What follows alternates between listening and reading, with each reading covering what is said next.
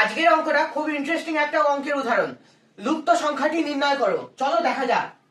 2 2 3 4 আর মধ্যখানে দিয়েছে 33। এখানে কোন রিলেশন আছে? আচ্ছা দেখি, 2 এর সঙ্গে 2 যোগ করলে 4, 4 এর সঙ্গে 4 যোগ করলে 8, 8 এর সঙ্গে 3 যোগ করলে 11, 11 স্কয়ার কি? 11 স্কয়ার তো 121 না। আচ্ছা ইন্ডিভিজুয়াল স্কয়ার করে দেখি তো।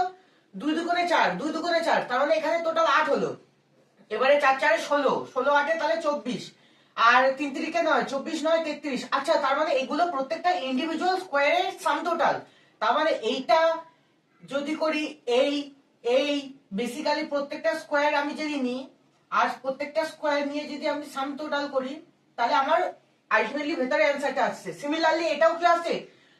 5 5 25, 3 3 9, মানে 25 9 34, 4 4 16, তাহলে গিয়ে হচ্ছে 34 16 মানে 50, আর 2 দুগুণে 4 54। তার মানে 100% শিওর প্রত্যেকটা স্কয়ারের সাম টোটাল, প্রত্যেকটা স্কয়ারের সাম টোটাল। একটু টাফ আছে, ঠিক আছে, কোনো প্রবলেম না।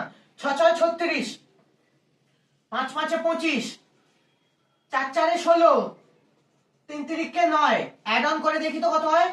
6 6 12, 9 21, 5 26, 6 হাতে আছে 2, 3 2 5, হাতে 2 7 আর 1 8, 86। Option B is your answer. 86 হচ্ছে তোমার উত্তর।